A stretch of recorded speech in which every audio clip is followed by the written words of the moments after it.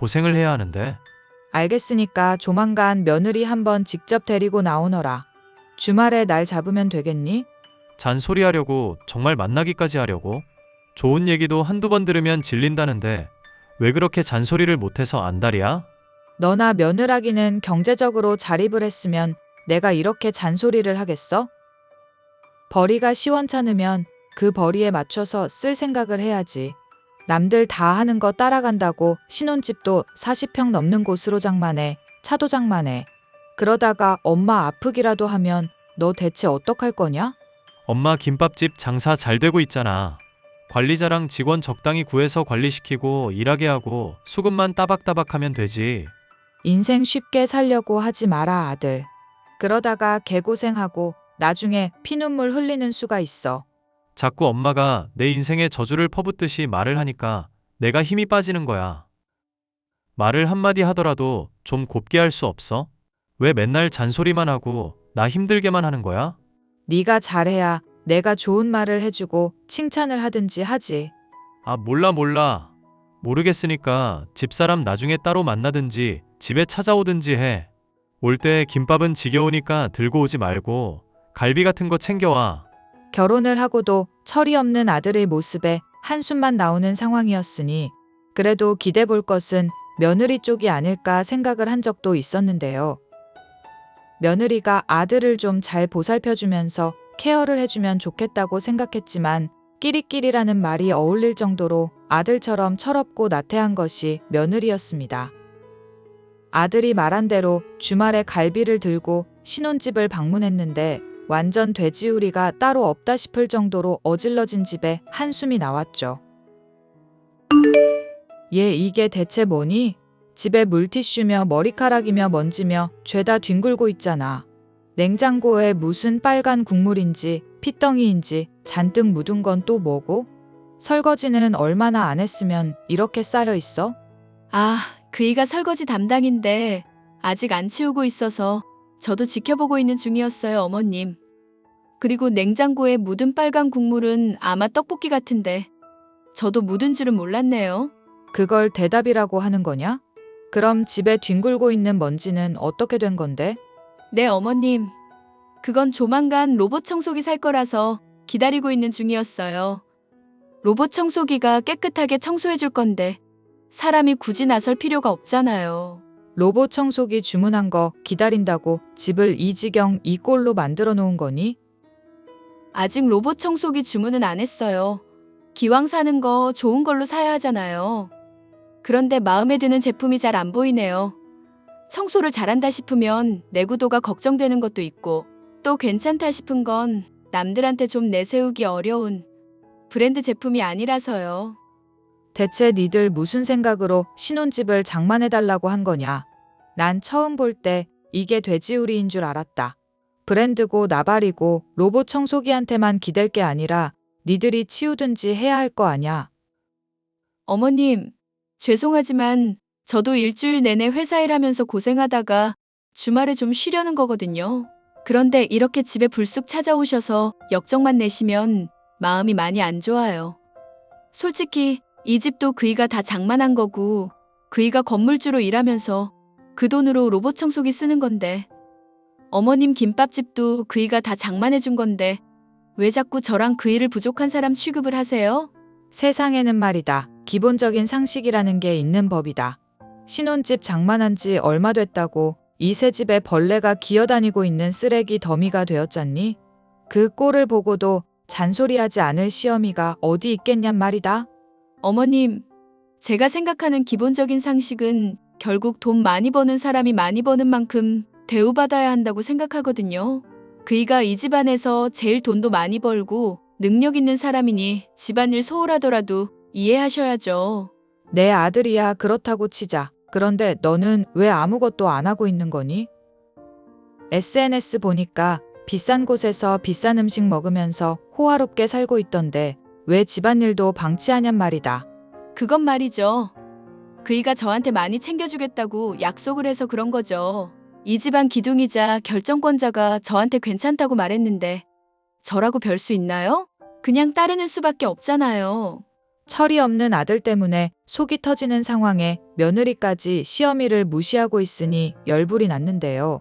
김밥집을 아들이 장만해줬고 하루 벌어 하루 먹고 사는 수준이라 알고 있으니 이렇게 무시를 한다 생각이 들었습니다. 아들의 체면과 평판을 위해 동참해준 거짓말의 대가였으니 누굴 탓할 수도 없는 노릇이다 싶었지만 이대로는 도저히 답이 없겠다 싶어서 저는 극단적인 조치를 취하기로 마음먹었습니다. 내가 너희 하는 양을 그간 지켜봤는데 도무지 답이 없어서 말을 한다. 이제 아들 너한테 주는 용돈은 한 달 50만 원으로 줄일 거고 공무원 시험 공부 다시 시작하거라. 뭐? 엄마 갑자기 용돈을 그렇게 줄여버리면 나 어떡하라고. 그걸로는 한 달 식비도 안 나오겠다. 집사람한테는 뭐라고 핑계를 대는데? 그거야 네가 알아서 할 일이지. 엄마가 신경을 쓸 일이니?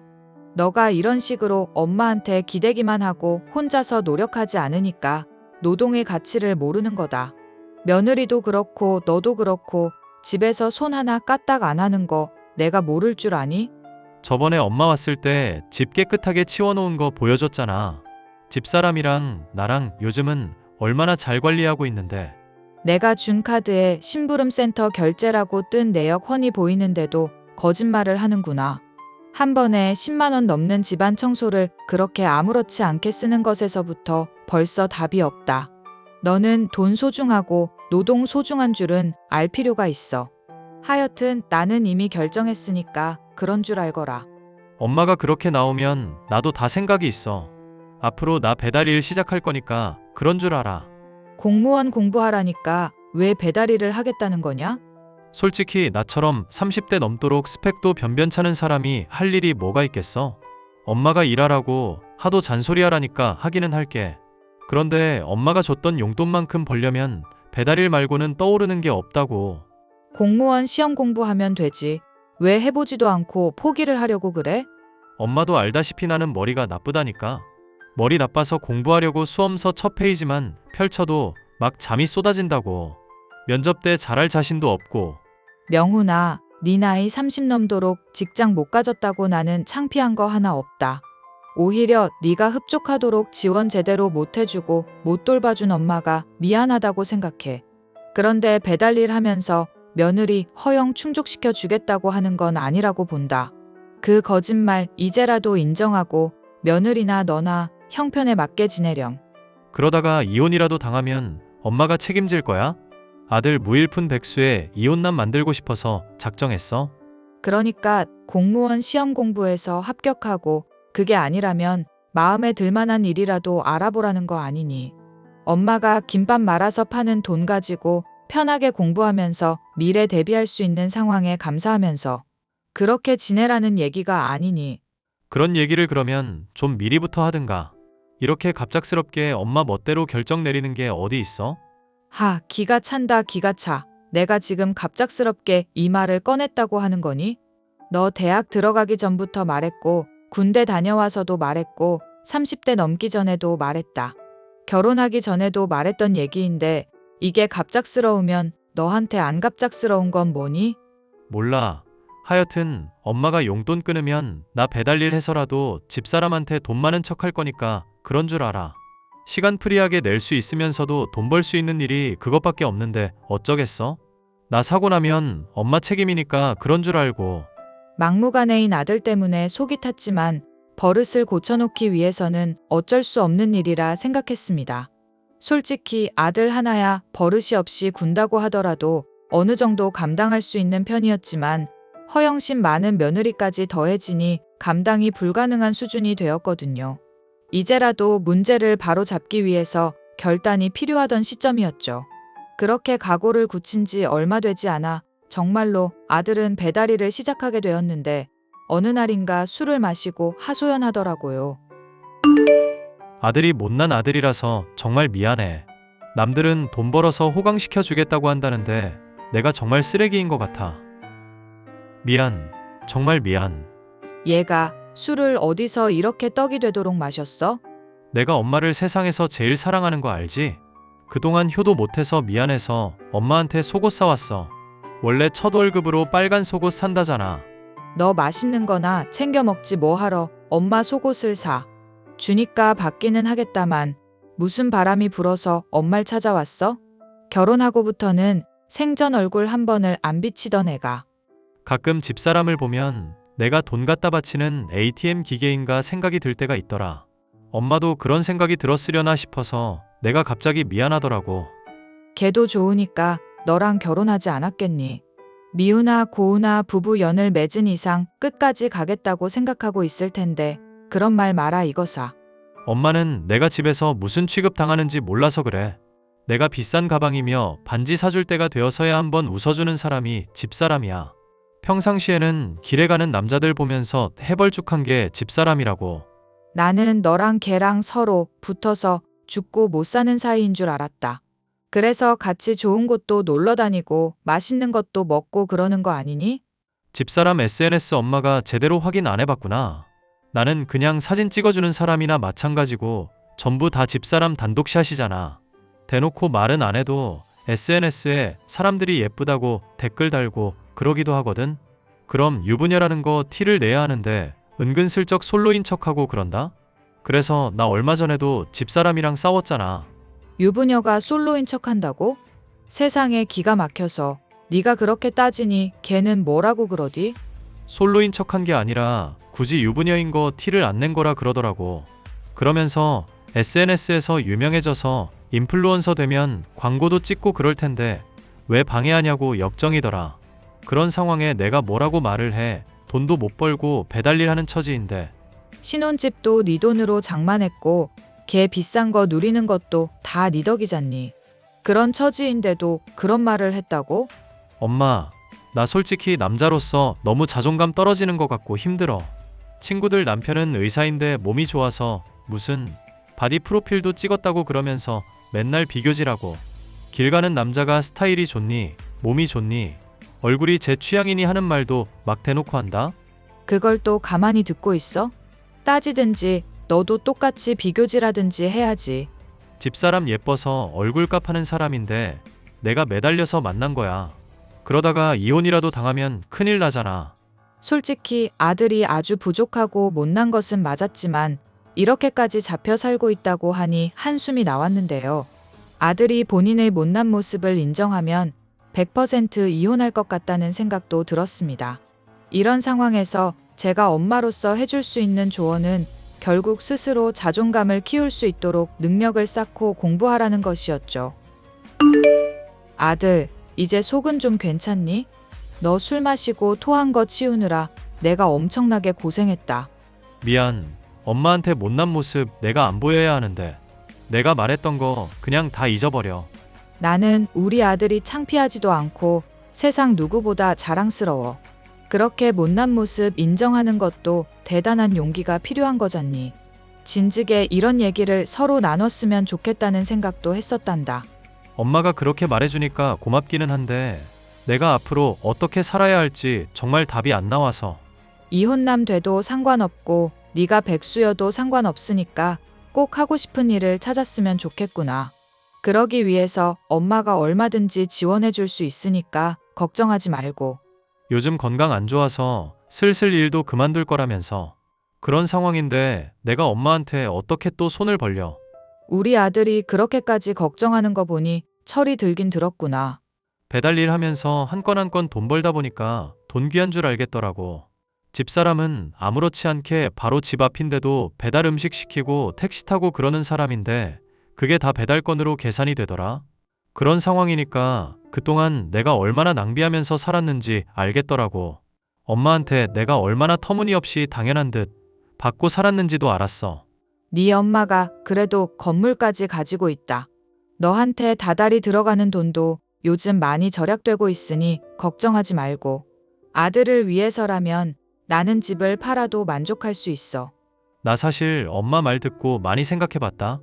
집사람이 나한테 과분한 사람이라고 생각하면서 그 기대 충족시키려고만 했었던 게 잘못인 것 같아. 일단 나부터 단단하게 뿌리를 잡아야 하는데 매일 휘둘리기만 했었어. 이제라도 엄마 말대로 내가 뭔가 성과를 하나하나 만들어 볼까 싶은데 믿어줄 수 있겠어? 나는 우리 아들 단 하루라도 안 믿은 적이 없다. 그렇게 말한 것만으로도 그간 흘린 눈물 다 보상받는 기분이니 참고해라. 고마워, 엄마. 나 정말 제대로 다시 시작해볼게. 그래, 그러면 며느리도 너 인정해주고 좋아할 거다. 어차피 집사람이랑은 다시 잘해보기 힘들 것 같아. 걔한테 완전히 잡혀서 살더만. 그게 무슨 소리니? 확실해지면 엄마한테 다 얘기할게. 일단은 엄마도 모른 척 해줘. 아들은 저희 조언을 받아들이겠다고 하고 얼마 지나지 않아 공무원 공부를 다시 시작하게 되었습니다. 기숙학원에 다니면서 매일 열심히 공부하는 아들의 모습에 변화를 기대하던 저는 몸이 좋지 않아 김밥집 일을 관리자를 고용해 맡긴 채 쉬게 되었는데요. 전보다는 수입이 줄었지만 몸이 편해질 거라 예상했었는데 그것은 저희 착각이었습니다. 집을 자주 비우고 집안일은 손 하나 까딱하지 않는 며느리의 요청 때문에 몸을 편하게 쉴 일이 없었죠. 어머님, 김밥 파는 일 그만뒀다는 얘기 들었어요. 제가 생각을 해봤는데 집안일을 꼼꼼하게 잘하시더라고요. 그러니까 집에 방문하셔서 청소 좀 해주시고 도와주시는 건 어떨까요? 시어머니한테 집안일 하라고 권하는 거니? 어차피 혼자 지낸다고 해봤자 적적하기만 하시잖아요. 집은 파시고 여기 들어오셔서 지내시면 어머님도 좋지 않나요? 내가 들어가면 불편해할 줄 알았는데 인제 와서 오라고 하니 무슨 생각인지 모르겠다. 어머님이 여전히 불편하기는 한데 마음을 그냥 고쳐먹기로 했어요. 어차피 돈 버는 것도 남편인데 제가 어머님께 빚진 거 없잖아요. 어머님 꼼꼼하게 잘하시니까 집에서 일하시면서 가정부 해주시면 좋을 것 같아서요. 만약에 애라도 나중에 가지면 보모 역할도 좀 해주실 수 있을 거고. 시어머니가 돈을 못 번다고 가정부나 하라는 얘기를 들으니 참 한숨이 나오는구나. 어머님, 솔직히 김밥집 돈도 안 되는 거 하시면서 남편한테 많이 빌붙어서 지내셨잖아요. 저는 염치 없는 사람들 정말 싫어하거든요. 돈도 못 벌면서 돼지우리니 뭐니 잔소리했었던 거 사과도 안 하셨잖아요. 그 일을 아직 마음에 담아두고 있는지 몰랐구나. 그런 모욕을 당했는데 제가 어떻게 잊을 수 있겠어요, 어머님. 이제 일도 안 하시는 마당인데 남편이랑 저한테 대우받고 싶으시면 말 잘 들어주세요. 아시겠죠? 날이 갈수록 안하무인이 되어가는 며느리 때문에 한숨이 나왔지만 언젠가 아들이 정신을 차리면 이런 며느리를 적절하게 해결할 거라 믿음이 있었습니다. 그래도 선을 넘으면 단단히 혼을 내줘야지 생각이 들기도 했고 아들이 제게 말하려다가만 며느리에 대한 얘기가 무엇인지 알고 싶은 마음에 살던 집을 처분하고 아들 집에 머무르기로 결정하게 됐죠. 아들과 가까이서 지내다 보면 집에서 아들을 무시하는 모습도 덜하지 않을까 생각해서였는데요. 아들은 자신을 위해서 그렇게까지 해주겠다고 말하는 제게 미안했는지 자신이 그간 일을 하면서 번 돈으로 소고기를 사주더군요. 그렇게 나를 잡아 집에서 소고기를 구워 먹고 있는데 며느리가 집에 오더니 대뜸 얼굴을 구기더군요. 그러더니 집에 고기 냄새가 배지 않느냐면서 짜증을 낸다 싶더니 아예 프라이팬을 뒤엎어버리기까지 했습니다. 시어머니 앞에서 보일 패악질인가 싶어 황당했지만 오히려 머리는 차분해지더군요. 어머님, 진짜 어이가 없네요. 땡전 한 푼 못 벌고 있으면서 소고기를 처먹고 있어요? 남편이 오냐오냐 해주니까 완전 선을 넘으시네.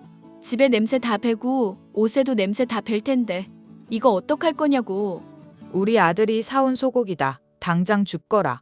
떨어진 대로 입에 쳐넣든지. 돈 한 푼 못 벌면서 주우라고 이래라 저래라 난리냐? 나가서 폐지라도 줍든지 아니면 집에서 나가. 며느라, 너 그 발언 감당할 수 있겠니? 뭐? 당연히 감당할 수 있지. 당신이 뭐 어쩔 건데. 너 인플루언서인지 뭔지 된다고 직장도 때려치웠다 들었다. 당장 지원 다 끊을 테니까 그런 줄 알거라. 뭐? 당신이 뭔데 지원을 끊는다만다 난리야?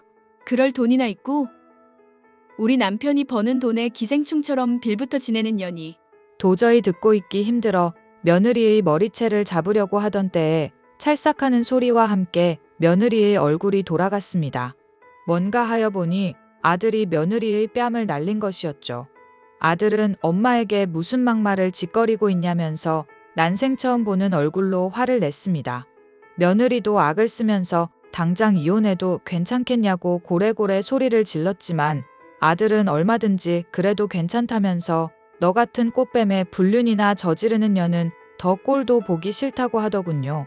바닥에 널브러진 소고기 위에 남자와 함께 모텔에 들어가는 며느리의 사진에 저는 경악을 했고 며느리도 마찬가지로 기겁을 한 상황이었습니다. 결국 아들과 이혼하게 되었는데 그 과정에서 드러난 이야기는 더욱 기가 막힌 것이었죠. 며느리는 아들이 자신의 마음에 들지 않을 때마다 뺨을 때리거나 보이지 않는 곳에 살을 꼬집는 등의 폭력을 가해왔었습니다. 아들의 폭행은 이에 비하면 정말이지 사소한 것에 불과한 수준이었고 덕분에 불륜까지 더해져 막대한 위자료를 받아낼 수 있었죠. 이런 사실을 감추고 있었던 아들은 며느리가 제게 보이는 폐악질을 참지 못해 분노했던 것이었죠. 1년 뒤 공무원 시험에 매진했던 아들은 마침내 시험에 합격하여 번듯한 사회인이 될 수 있었습니다. 그 과정에서 전 며느리가 저와 아들에게 용서를 구하며 다시 받아달라 애원한 일도 있었죠. 듣기론 인플루언서가 되겠다며 여전히 사치를 부리다가 사채빚을 지게 되어 완전히 망한 신세가 되었더군요. 사돈들까지 찾아와 애걸복걸하고 있지만 본인들의 분수에 맞지 않는 사치를 부리면서 남을 깔보는 인간들인지라 상종도 하지 않았답니다. 오랜 세월의 기다림 끝에 이제야 철이 든 아들은 어딜 가고 무얼 하든지 저를 챙겨주고 신경 쓸 정도로 성숙해지게 되었답니다. 고통 끝에 찾아온 행복이 언제까지고 계속되기를 바랍니다. 사연 끝까지 들어주셔서 감사합니다.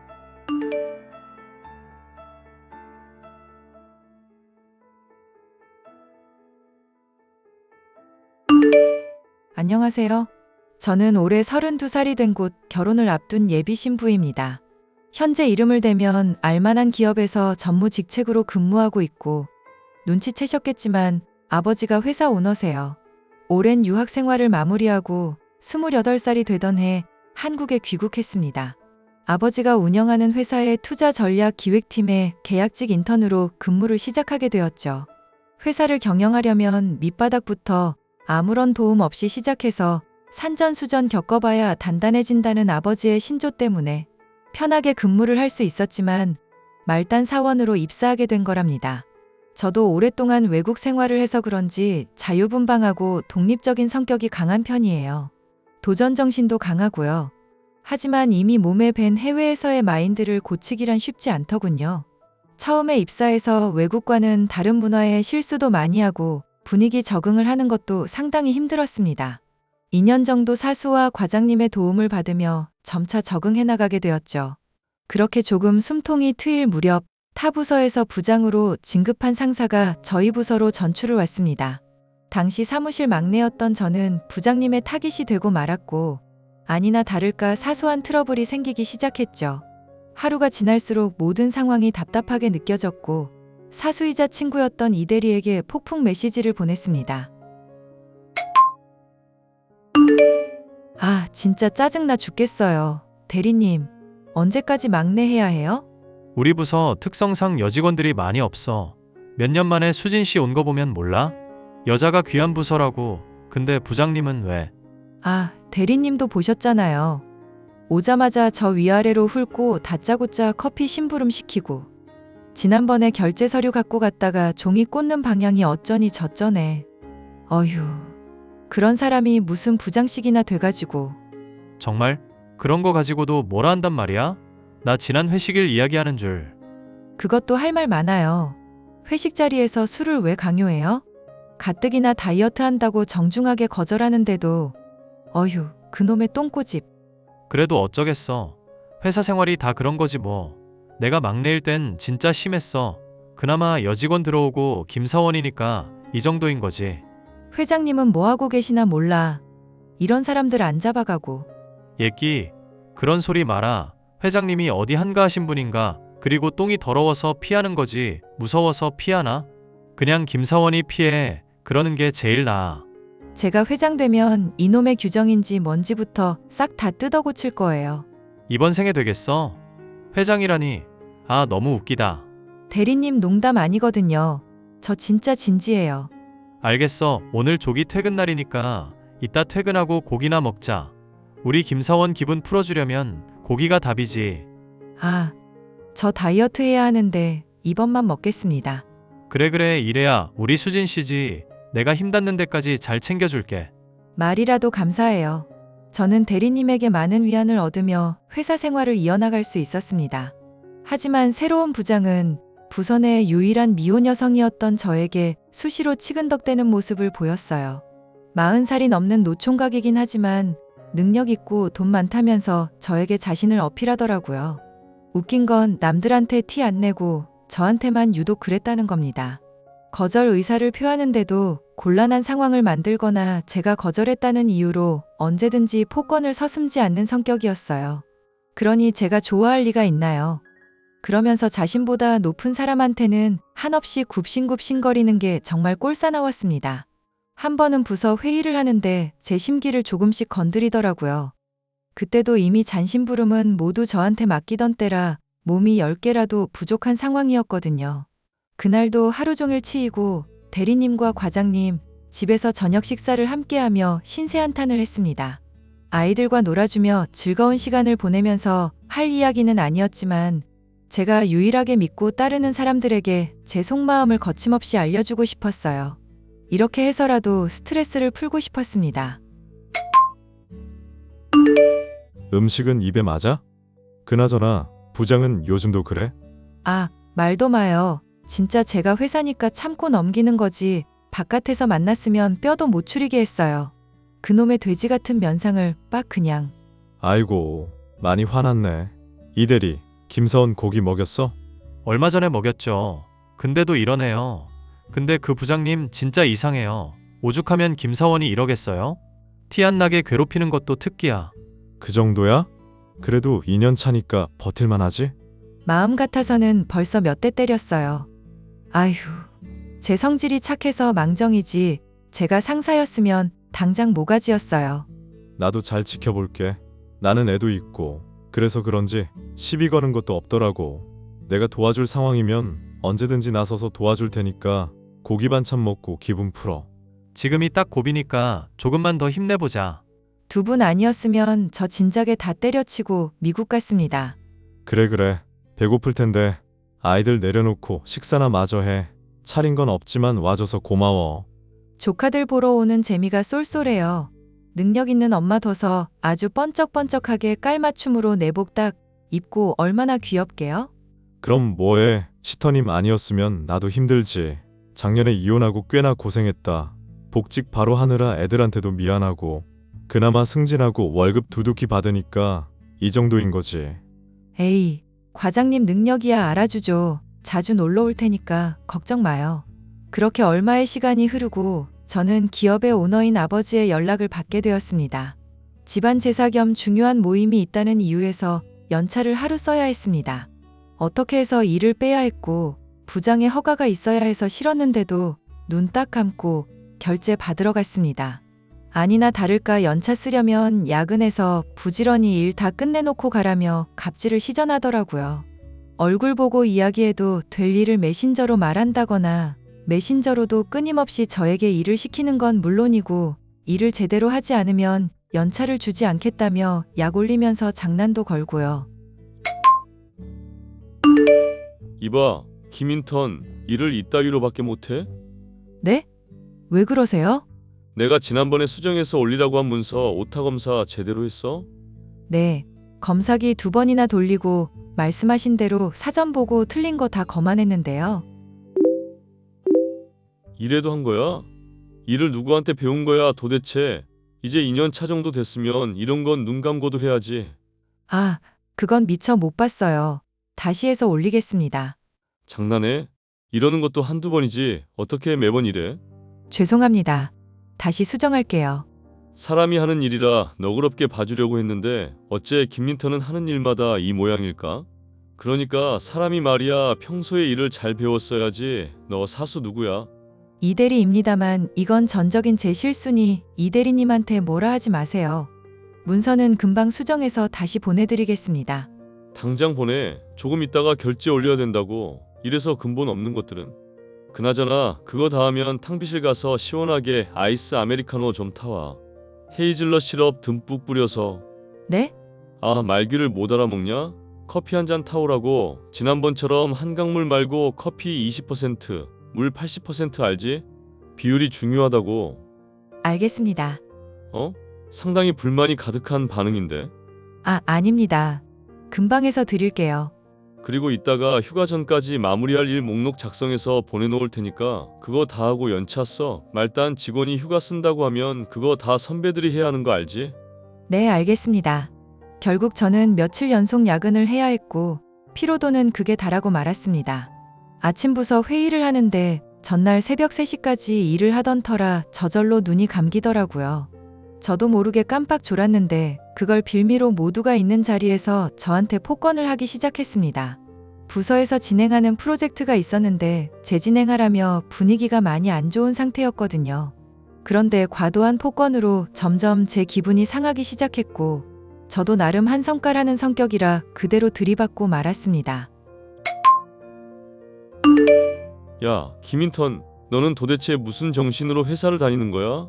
회의 시간에 처자빠져 자기나 하고. 부장님이야말로 너무하신 거 아니에요? 제가 하루 연차 쓴다고 결제 받으러 가니까 일 왕창 주시면서 야근을 해서라도 다 끝내놓고 가라면서요. 안 그러면 연차 안 주신다고 협박하셨잖아요. 뭐? 협박? 그래서 지금 네가 잘했다 이거야? 제가 회의 시간에 졸아서 무리를 일으킨 건 잘못했습니다. 하지만 제가 이런 모욕적인 언사를 들을 정도로 잘못한 것 같진 않은데요. 어이가 없네. 야, 회사가 너네 집 안방이냐? 어? 어디서 쓸모없는 계집년이 굴러들어와서는 회사 분위기를 망치고 지랄이야. 지금 뭐라고 하셨어요? 회사 규정에 의하면 3개월 이상 근무했을 때 월 1회 연차 발생하고 당연하게 사용할 수 있다고 명시되어 있거든요. 정확히 알려드려요. 10페이지 두 번째 줄에 떡하니 있어요. 눈이 있으면 보시라고요. 와, 이거 물건이네? 야, 너 나랑 해보자는 거지? 어따 대고 부장한테 말대꾸야 일개 사원 주제에 뭣도 모르고 기어오르네? 웃기지도 않고요. 나이 많고 직급 높으면 다예요? 그러면 아랫사람한테 막대해도 되냐고요. 아, 그럼 회장님은 부장님 보고 기라고 하면 부장님 기어다녀야겠네요? 뭐? 이 미친년이 진짜 보자 하니까. 야, 너 무슨 대학 나왔어? 가짜는 게 어디서 또박또박 말대꾸야? 너 내가 가만두나 봐. 가만두지 않으면 어쩔 건데요? 규정 어기면서 아랫사람 개같이 부려먹는 부장님 같은 사람 상사로 모시고 싶지 않거든요. 뭐 개 같은? 야, 너 말 다 했어? 부장님은 제게 손찌검을 하려 하셨고 회의실의 사무실 직원들이 부장님을 뜯어말리면서 상황이 일단락되었습니다. 과장님도 저에게 오셔서는 이성적으로 생각하라며 더 이상의 큰 소리가 나지 않도록 주의할 것을 당부하셨죠. 큰 소리 나봤자 저만 불리해질 상황이라면서 말입니다. 김사원, 진정 좀 됐어? 아, 네, 뭐 괜찮아요. 아침에 죄송했어요. 김사원이 죄송할 게 뭐가 있어. 내가 오늘 그만하라고 한 거는 거기서 더 큰 소리 나봤자 김사원만 불리해질 거야. 왜요? 왜긴 거기에 있는 사람들 절반 이상이 부장한테 잘 보여서 승진하고 고가 잘 받으려는 사람들인데 어떻게든 눈치 보면서 부장 편들겠지. 내 사회 경험으로는 그렇다. 와, 어이없네. 아, 저 더 이상은 못 참아요. 조만간 건수 하나 잡아서 제대로 터트릴 거예요. 뭘 어쩌게? 저 아주 단단히 각오하고 있어요. 저한테 손찌검 하려던 거 그거 습관인 것 같거든요. 그러다 회사에서 진짜 잘리면 어쩌려고. 우린 그게 걱정인 거야. 맞아. 이 대리 말이 내가 지금까지 버텨온 것도 다 그런 것들 이겨내고 온 거잖아. 아니, 그렇다고 그딴 놈들을 가만두자고요? 어쩔 수 없잖아. 더러워도 참고 살아야 하는 게 현실인데 어쩌겠어. 그러면 정말 서운하네요. 저는 그런 꼴 절대 못 봐요. 제가 상급자였으면 노부장 같은 사람들 진작에 좌천시키던지 잘라버렸을 거예요. 우와, 진정해. 걱정돼서 한 말이잖아. 알죠? 괜히 투정 부려서 죄송해요. 정말 여동생 같아서 해주는 말이야. 그런 사람은 우리가 안 나서도 언젠가 탈락이 되어 있어. 하는 거 봐봐. 오래가게 생겼나. 그리고 소문에 의하면 우리 부서로 온 것도 사고 쳐서 온 거라는 소문이 있어. 명목상 승진하고 온 거라지만 뒷말이 장난 아니게 구리거든. 그럼 좀 더 수월하겠네요. 맨날 제 투정 받아주셔서 감사해요. 그놈의 노부장. 아무쪼록 힘내자고. 못 까라면 까는데 우리 말고도 노리고 있는 사람 많을 거야. 그러니 때를 기다려보자고. 우리 할 일 하면서. 알겠습니다. 어휴, 스트레스. 그 뒤로도 대리님과 과장님을 외한 사무실 사람들은 윗사람들에게 잘 보이는 부장 눈치를 보며 저를 나 몰라라 하기 바빴습니다. 더 어이없던 건 부장님에게 먼저 사과하라는 분위기로 몰아가서 제가 마지못해 사과를 하게 되었어요. 큰 소리 나서 좋을 것 없다고 판단되기도 했고 회사에 누를 끼칠까 염려돼 한 발자국 뒤로 물러나기로 했습니다. 그런 제 마음도 모르고 기세 등등해진 부장님은 더욱더 노골적으로 저를 괴롭히기 시작하셨죠. 어렵사리 연차를 사용해 가족 모임에 참석할 수 있었습니다. 제사를 지내고 늦은 시간에 오피스텔로 돌아왔는데 사촌 오빠에게 연락 왔어요. 야, 집은 잘 들어갔냐? 이제 막 들어왔어. 무슨 일이야? 무슨 일이긴. 아까 어른들 이야기 다 하고 너한테 전달해 준다는 걸 깜빡했네. 아마 내일이면 너한테 연락 갈 거긴 한데 이 오빠가 미리 알려주마. 뭔데? 불안하게 왜 그래? 불안할 게 뭐 있어. 곧 본부장 되실 몸인데. 신분 상승하시는 소감 좀 말해봐. 본부장? 내가? 갑자기? 아까 우리 아빠랑 작은 아빠랑 이야기하시던데. 그나저나 너 회사에서 힘든 건 없냐? 요즘 소문에 의하면 어떤 부서에서 사원이랑 부장이랑 맞짱 떴다는 이야기가 있더라. 그거 혹시 너는 아니지? 그거 나 맞아.